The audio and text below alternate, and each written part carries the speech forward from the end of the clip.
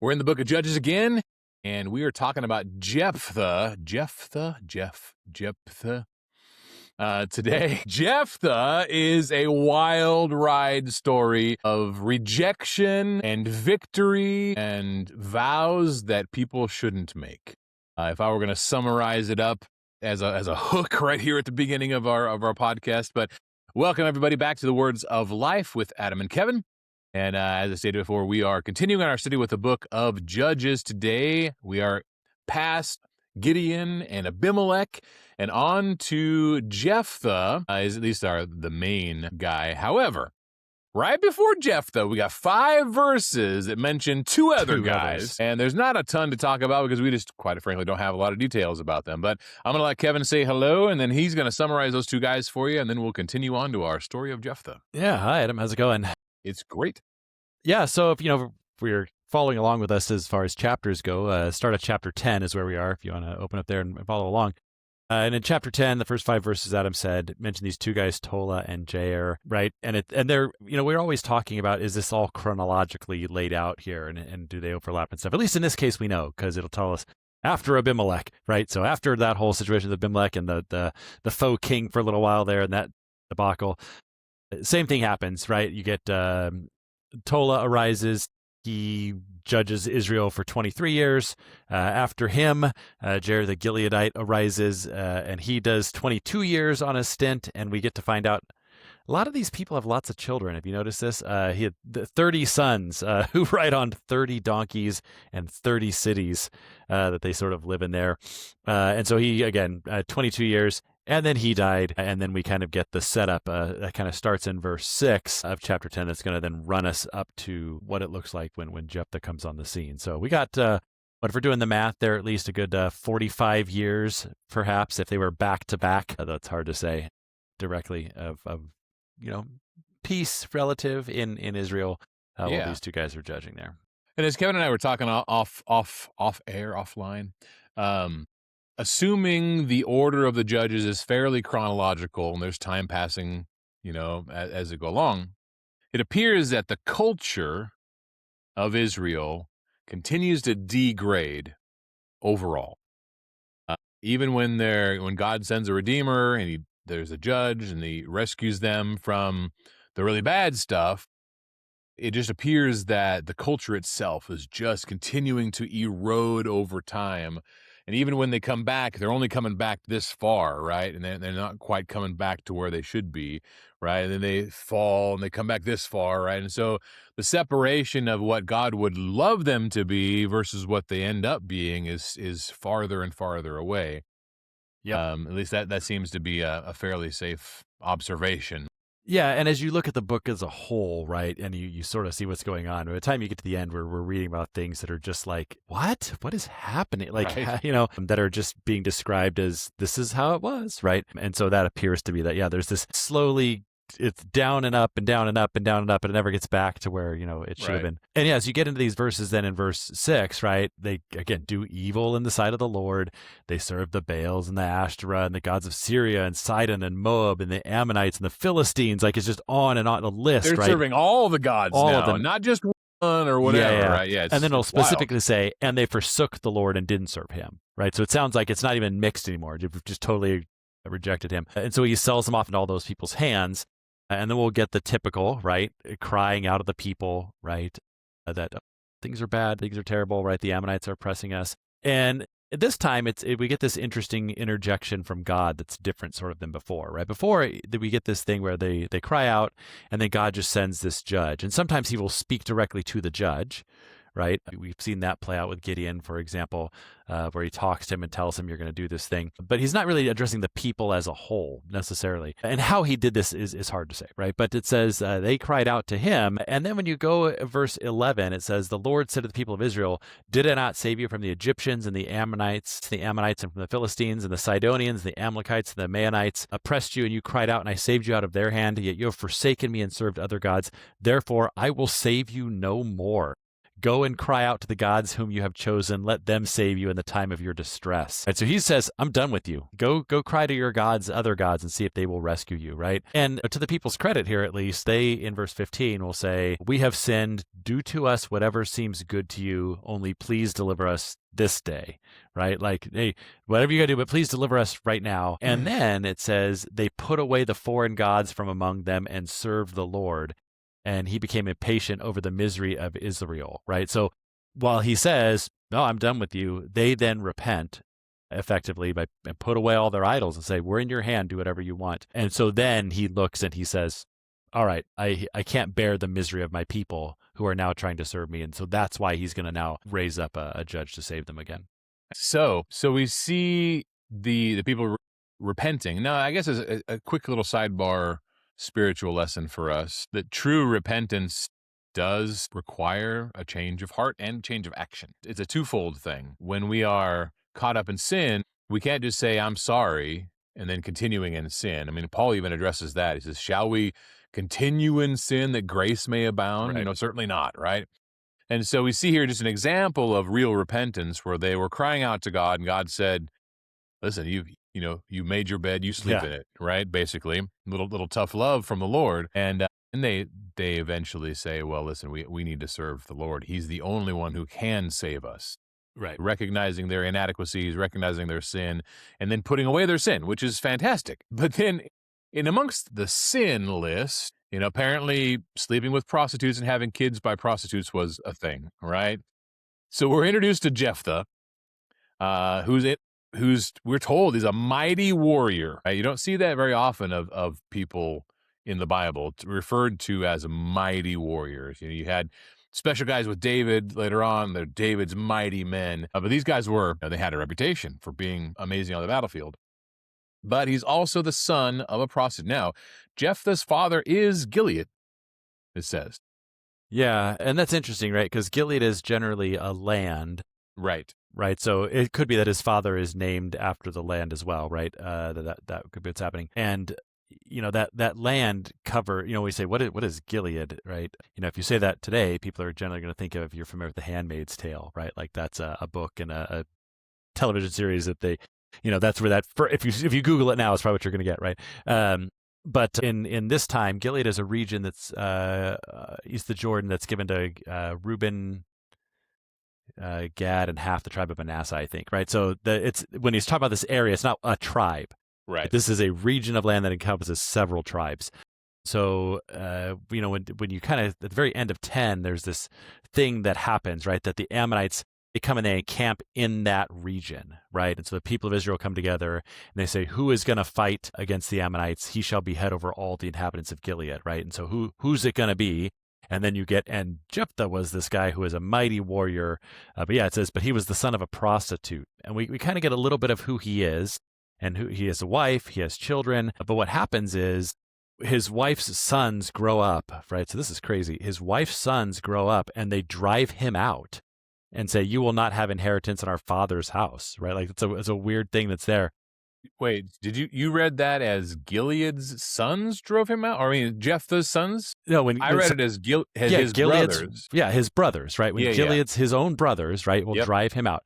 Gilead's wife bore him other sons, right? And they say, you are out, right? Son of the prostitute. You don't belong. Yeah. Right. So you don't get an inheritance as part of us. So they drive him away. He leaves, he goes off. And you get this interesting statement, right? That he gets basically all these rabble rousers, these worthless people, right? That kind of worthless fellows join him.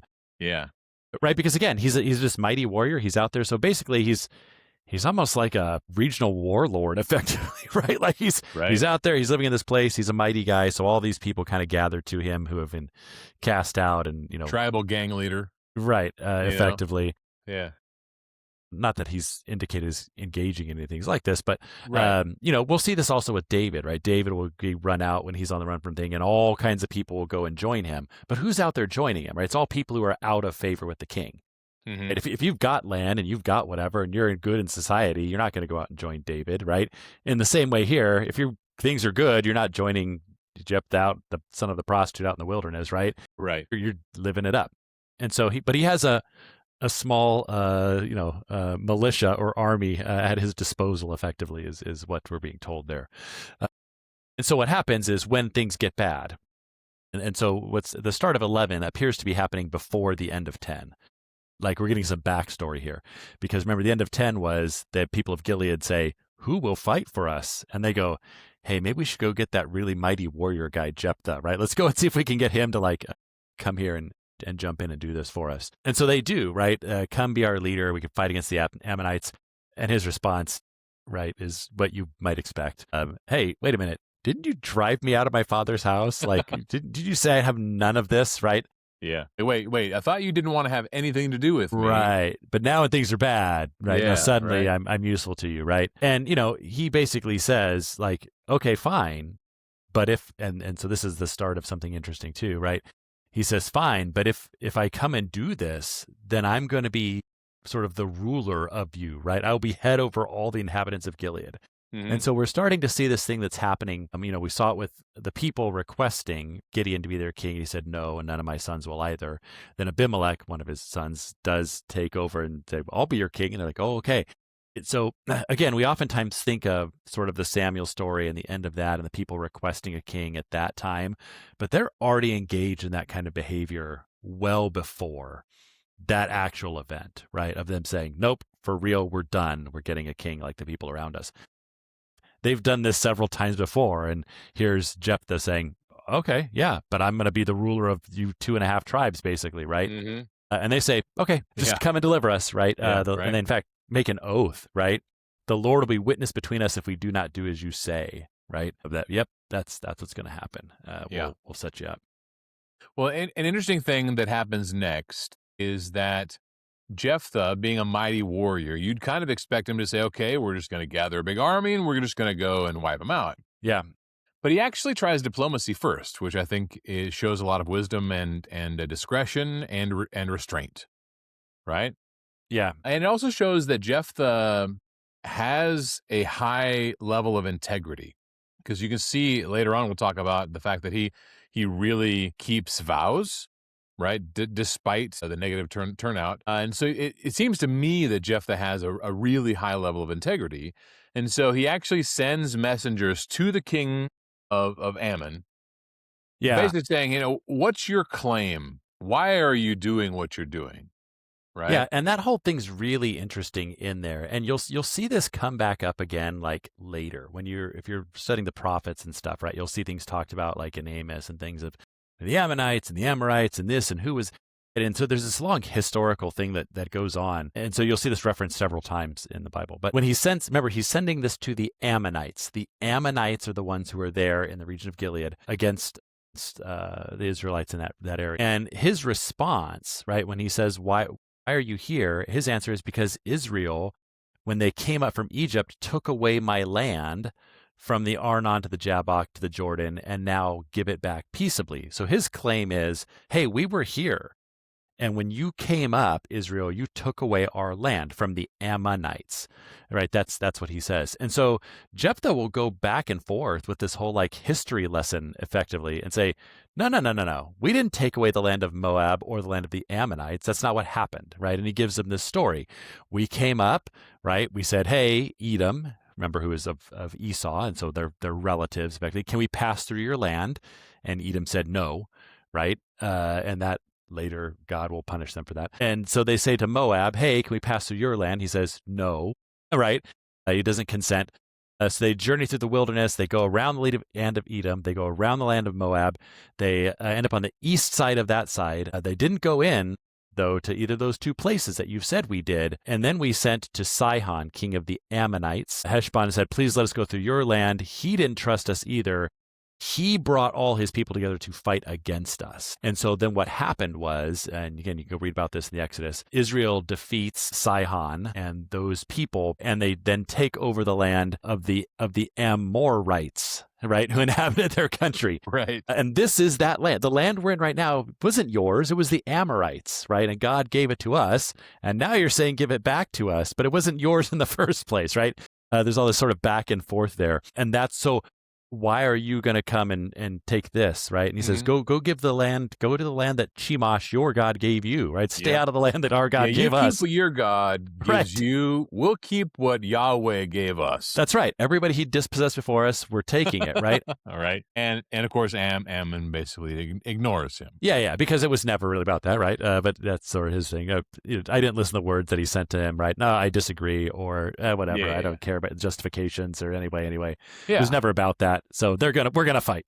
Yeah, right. And so Jephthah, at least tried. Yeah. Right. And so God's spirit comes on Jephthah, which is pretty cool. And he goes to war. But here's the setup for something kind of tragic. Before the battle, Jephthah made this vow, basically saying, if God gives me victory, gives him victory, he'll offer, here's where the debate comes in, as a burnt offering. And he says, whatever comes out of the doors of my house to meet me when I return. And so, when we'll get to that at the end. So he makes this unusually weird vow. Yeah, which is strange in the first place, right? Because, he's going up there, and as we sort of look at it, right, we don't know what Jephthah knows or doesn't know. But at this point, the people have come to him and said, hey, go and fight the Ammonites for us. And he says, okay, I'll do it as long as I get something out of it, right? And so he goes up. And then it says the Spirit of the Lord came upon him. Now, what does that mean? I don't know, right? But he then decides to make a vow about, hey, if you will do this for me, God, then I will do this for you. But God didn't ask him for that, right? As far as we know, God was going to deliver him anyway. Yeah, well, at least we have no recording of any conversations that they had regarding this vow, right? And certainly God would not have said, listen, Jephthah, I'm going to give you victory if you do this thing for me, if you offer something for me when you get back, right? It's just not the way he's ever operated to this point. And he just seems to say, listen, God, I'll make you a deal. And so this is interesting because it does tell us something a little bit about Jephthah in his sort of transactional nature, right? Like they run him out and he says, listen, I'll come and do this for you, but you got to do something for me. And so he almost thinks like that's how God's going to operate, right? God, I will do this if you do this for me, right? If you deliver me, then I'll do this for you. And so to me, it's this picture that we sometimes get of humanity generally has always thought that God operates like we do, right? We make gods that look like us, right? And, again, one of the most evident pictures of that is sort of the Greek mythologies that we have, right? Partly it's because just we have so much written down and extant that we can go and look at. But, it's every god up there is capricious and, lewd and, all of these kinds of things that are very human in their nature. And so he's, Jephthah's transactional. So he thinks God is transactional in this way, right? But yeah, his thing is interesting. I'll offer you a burnt offering if you do this. Well, so the actual phrase is, whatever comes out of my doors of my house to meet me when I return in peace from the Ammonites shall be the Lord's. Yeah. And then he goes on to, at least it's translated, and I will offer it up for a burnt offering. So we might as well just talk about it, right? So Kevin was doing some research on the actual words that were used, and the literal meaning of those words, you can probably expand on this, is translated in almost every other instance that word is used, but it's referring to the burnt offerings that the Jews offered to God, but it doesn't literally mean burn it to death. The word means to go up, right? That's like what the word means. Right? And so that word becomes to mean things that which go up, right? And so like as in smoke, or up the steps of the altar, right? The ascent, that the steps you would take up to go to the altar. And so, he basically says, literally, as well as my Hebrew is, I'm no scholar by any means, right? That I will offer it as that which goes up to the Lord. Now, again, the most common way that's translated like everywhere in the Old Testament is burnt offering, as burnt offerings, burnt offering. You can see that word show up several times in the Isaac story, right? Where he says, right, where is the lamb for the burnt offering? God himself will give lamb for here is the wood, here is the fire, where is the burnt offering? And so it seems to be that's what he's doing, but your immediate sort of thought to that, even if you don't know how the story ends, and I'm guessing many of you probably do, is what did he think was going to come out of his house to welcome him when he got Yeah. back, right? Like, is he just that rash, right? Is he just saying, hey, I'll make a burnt offering of the first thing, whether it's my best cow or whatever? And then he realizes later, ooh, what I literally said has trapped me in some weird way. But it's a strange thing, Yep. mostly from the But perspective he so, doesn't have to do it. and as we know, we'll just jump to the end. As we know, his daughter comes out of the house to meet him, Yeah. And right? it's interesting because the story is almost all about this vow, right? Yeah. It's about the transaction at the beginning and this vow here, because the whole battle is, 20 or 32 through 33, right? It's 2 verses, right? He Yep. goes over, he fights against them. Lord gives him to his hand. He strikes them all down from 20 cities. Great blow. Ammonites are subdued for the people in Israel. Then Jephthah came to his home in Mizpah, right? So it's like the battle itself is almost irrelevant to the story. Correct. Yep. It's all about this interaction that he has there, right? And so yeah, if we let's just read it, right? So when you get to 34, it says, then Jephthah came to his home at Mizpah, and behold, his daughter came out to meet him with tambourines and with dances. She was his only child. Besides her, he had neither son nor daughter.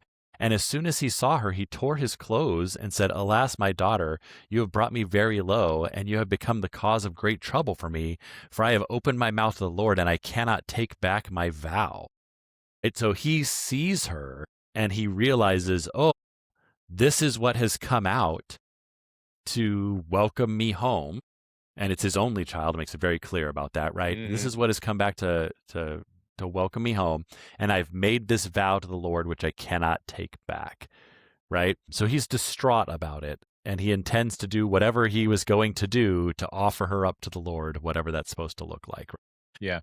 And just a couple of sidebar observations. One, she loves her dad. Yeah. She's super excited he comes back. I mean, she's dancing for joy and Yeah. playing music, and this is a celebration, and she's honoring him and his return, his victorious return, right? It's also clear by the way she responds that Jephthah appears to have been a really good spiritual leader in his household, because she does it's not recorded that she has any other reaction other than, Yeah. you said it to Jehovah, of course you can't take it back. So Yeah. At 36 there, right?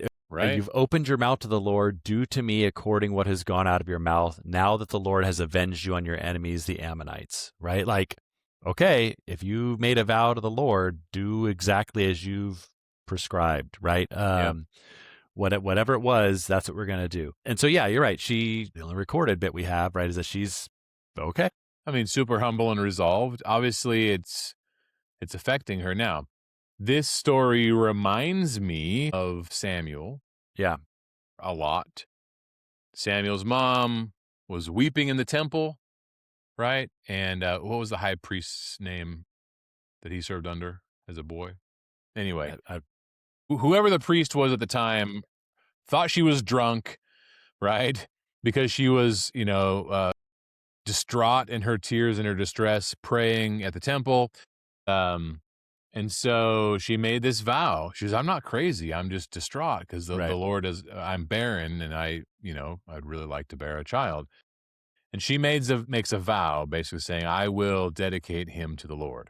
And so when I think of a vow like this, especially with it just, I don't know. I can't imagine God approving of this. Yeah, and that's what's curious, right? Yeah, and so it's like, okay, God, I just, yeah, it goes against every fiber of good, decent humanity morals, right? To think of him literally killing his own daughter in a vow to the Lord.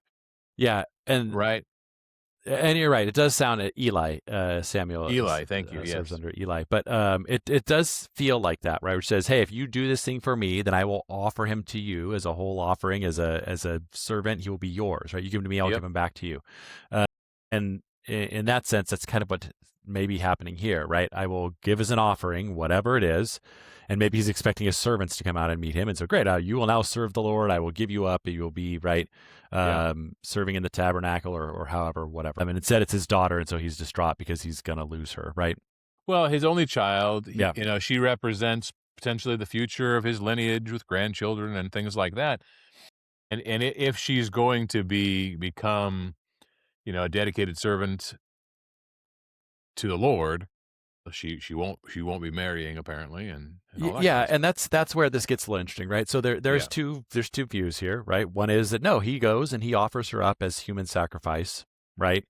And that could perhaps be telling us just how depraved the society is becoming, right? That he thinks that this is what God would want. God never asks for it, right? God delivers him because that's what God is going to do. And then he just decides all in his own, well, I'm going to carry out my vow to God, and I'm going to do it in a way that is something which would be abominable to him. Because over and over and over again, God has told the people, you're not going to do this practice, right? You're not going to offer up your children to me like the people in the land do, right? You're not going to do that. And somehow Jephthah just thinks, well, I promised it, so I'm going to do it, even though God has over and over again told us not to do this, but I made a vow, so I got to do it, right? And it's just a picture of what we've seen here before, that everyone is just doing whatever's right in their own eyes. Right. And sometimes they give God the credit for that, but whether he said it or not, right? Yeah. That's one view. The other view is that he goes and he says, well, okay, well, I'm going to offer her up and I'm going to give her wholly over to God. And, as support for that, right, you have this idea that it is very much like the Samuel story, not in exact ways, but there's a precedent there. Mm-hmm. But she also says this strange thing in 37, right?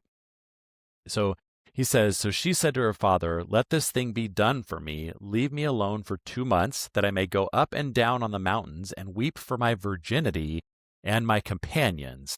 And he said, go. Then he sent her away for 2 months, and she departed, she and her companions, and wept for her virginity on the mountains. And at the end of 2 months, she returned to her father, who did with her according to the vow that he had made. She never known a man, and it became a custom in Israel that the daughters of Israel went year by year to lament the daughter of Jephthah the Gileadite 4 days in the year, right? So again, it's a strange thing. Look, it's not a strange request to say, hey, if you're going to kill me, let me have a couple of months with my friends first, right? That seems like a normal thing you might do, right? But her response is somewhat different, and there's a strange thing there, right? That it says, let me weep for my virginity, right? Which is, I don't know, if you're going to be killed, that's a strange thing to weep for. Mm-hmm. That, look, if that's what you're concerned about, is I never had a man. Well, do you need 2 months to weep over that? I mean, I guess you could just go get married and then it's a strange thing, right? Unless she is saying, I will effectively become what we would call a nun, right? I will be only the Lord's. I will be celibate. I will do these things, and I'm weeping over the loss of these things for 2 months. I mean, that could be what's happening there, right? But it's kind of interesting that it does get recorded for us as well, as you will oftentimes see in these historical books, that it effectively is telling you where some practice that the people were probably still engaging in at the time when this was written or being read later. This is where this came from, right?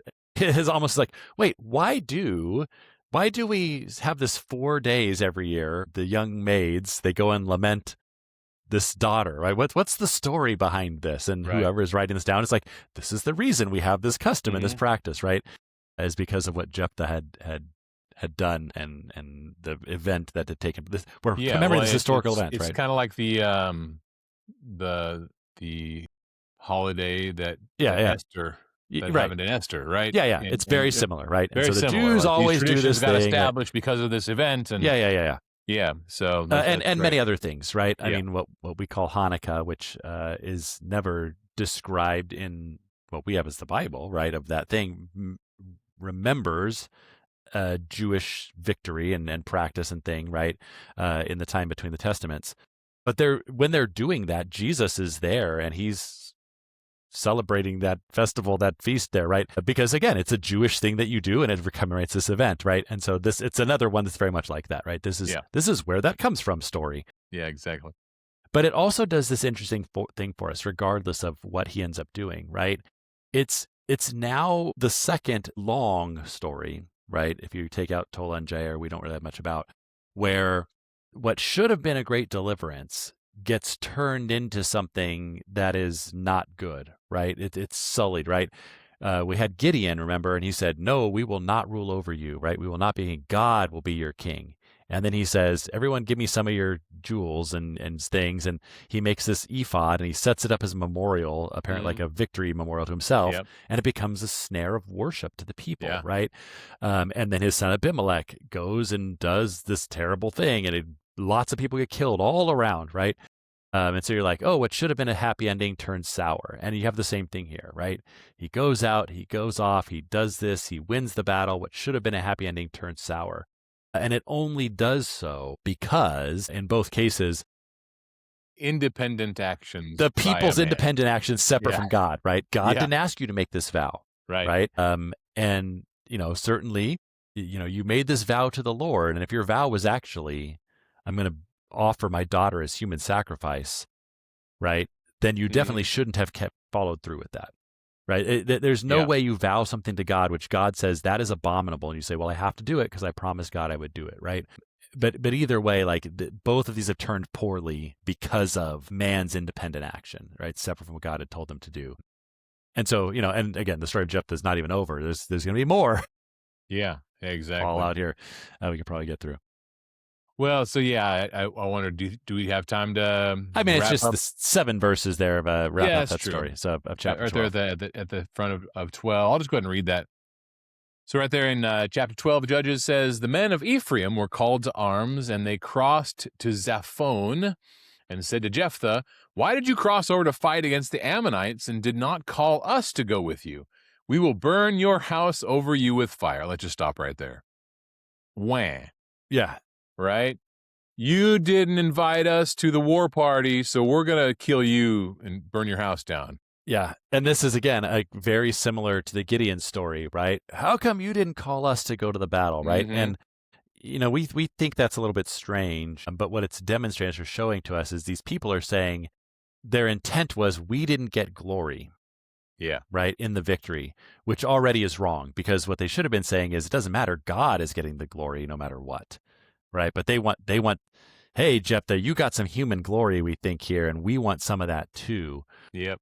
And so as a result, we're going to, again, it's a very strange thing. We've been delivered from our enemies. We should have peace, but no, we're going to burn your house down on you. And you're the guy who saved us. Crazy. Yeah.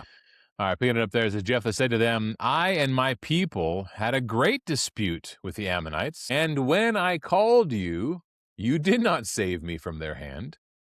And when I saw that you would not save me, I took my life in my own hand and crossed over against the Ammonites, and the Lord gave them into my hand. Why then have you come up to me this day to fight against me? Then Jephthah gathered all the men of Gilead and fought with Ephraim, and the men of Gilead struck Ephraim because they said, you are fugitives of Ephraim, you Gileadites, in the midst of Ephraim and Manasseh. And the Gileadites captured the fords of the Jordan against the Ephraimites. And when any of the fugitives of Ephraim said, let me go over, the men of Gilead said to him, are you an Ephraimite? When he said no, they said to him, then say Shibboleth. And he said Sibboleth, for he could not pronounce it. He could not pronounce it right. Then they seized him and slaughtered him at the fords of the Jordan. At that time, 42,000 of the Ephraimites fell. Jephthah judged Israel 6 years. Then Jephthah the Gileadite died and was buried in his city in Gilead.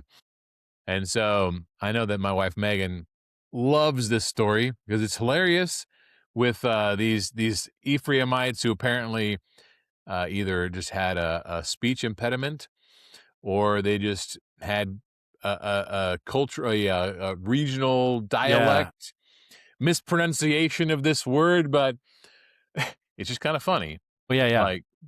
Like, oh, you really are? What's the password, right? Say Shibboleth. Right.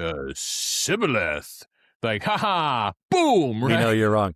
Yeah, it is interesting. And, it's funny when you kind of look at this stuff, sort of as an aside. There's all these things they've done, these studies about, like babies, right? So babies, they hook them up to things like, how would they know? But they hook them up to all these things and different parts of their brains light up and they'll play different sounds and different words and they can distinguish all of these subtle differences in nuance and sound. And then after some short period of under a year, I want to say it is, they do the same studies and basically when they play all these things that sound probably the same to you and I, the brain's lighting up in such a way that it's only sounding the same to the baby now too. And so what's happening, what they've discovered is your brain will take all of these sounds and just be like, too many things, I'm going to streamline them and I'm going to put them into all 18 of those subtle nuances. They sound the same to me. They're the same. And whatever your ears are hearing, your brain is ignoring and saying, no, it's this, right? And that's what's happening, I think, here, right? Whatever regional dialect thing the Ephraimites had that was different than the Gileadites, they would say this thing and they would hear it and they'd be like, okay, I'll say it back to you. And they're like, nope, that's not what I said. You can't even hear the difference, right? So I know you didn't grow up around us, is what's happening here as far as I can tell. And it was funny because we saw this one time, some friends of mine, they're at this checkout line, right? Back in the day, right? And the cashier, I think, was Canadian. And she had said, when they said, do you want to beg? Right? And she said, in her mind, she's saying bag, right? But they're hearing the word beg, B-E-G, right? And they're like, a bag? And she's like, no, a bag. And like, that's what I said, a bag. Like, yeah, a bag, not a bag, a bag. And they're like, you're saying the same thing. And they're like, no. And they're like, look, a dog begs, and that's a bag. And she's like, right, a dog begs, and this is a bag. And they're like, I don't even know what's happening here, right? And all I could think of was this story, right, of Shibboleth, Sibboleth, right? Like, she's like, they're two different words. And they're like, you're saying the same thing, man. I can't hear any difference in what you're saying. So yeah, that's what's going on here. But again, the humor of that aside, let's not miss what happened here. Right. The children of Israel are fighting against each other. Civil war. Yeah, it's civil war. They're fighting against each other. And 42,000 people are killed, again, because of this fight that starts over, we didn't get glory. Yep. Right? And so we're going to come, we're going to do this thing. And he responds, and they respond, and no, you're just refugees, and no, right? And so we're going to kill each other over this, right? And so, yeah, all these people die, which again, how should the story have ended? A great delivery from Ammon that God accomplishes through the hand of Jephthah. Right? And how does it usually go? And the people had peace all of his years, right? And there's peace in the land for 40 years. We don't get any peace in the land, right? We're free from the Ammonites, but now we're fighting each other. Jeff only gets 6 years. Right, where he's around until he dies. And so, yeah, it is not this story that should have been, hey, look at what God has done. It just turns into people fighting each other, and there is no peace at this time. None of that stuff that we typically are seeing. And that's why we say there's kind of this continual declining status here, right, of how this is going. For sure. Well, big takeaways for me, if we want to bring it circle around to some like right now applications for us. One, society always degrades, and it's cyclical throughout history, right? Watch what you say. Yeah. Right? That's definitely a big lesson here. Making a vow or a promise to do something without considering all of the ramifications can turn out badly, as we see here, regardless of was she actually sacrificed on an offering, or was she just dedicated to the Lord like Samuel was, etc. And then 3, sometimes it's better just to stay out of politics altogether. Those are kind of my little takeaways. What about you? Yeah, it's, again, I think the big one is this thing, like the key story here is this thing about the vow, right? It's very bizarre there. It takes up a large chunk of the narrative as far as like the action of what happens.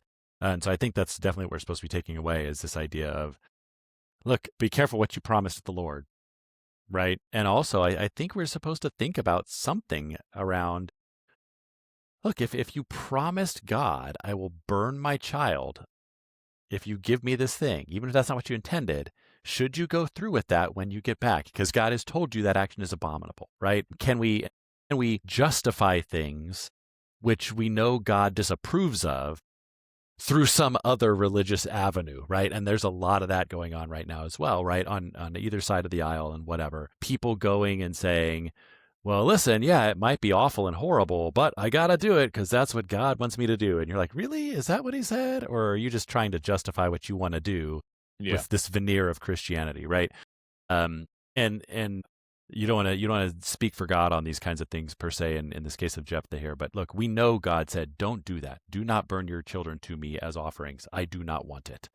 And so if you promised God, I'm going to do that, shame on you, right? Shame on you. You should not have done that in the first place. Antithesis, and is that the right word? Antithetical? I don't know, maybe. Yeah, it's polar opposite to all of the guidelines that God has stipulated throughout his scriptures. Right in the 10 Commandments, you shall and thou shalt not kill. You shall not murder. Right. Murder is bad, right? We were told that we were made in God's image. We're also told in the New Testament that God desires all to be saved. Now, of course, he's referring to eternal salvation, but we're supposed to be treating our fellow man with dignity and love and kindness and grace, and offering people up for as burnt sacrifices is none of those. Not things, doing that, for right? sure. So you can definitely make a strong case that God would not approve of a literal burnt offering sacrifice. Oh, no. Yeah, there's right. no way.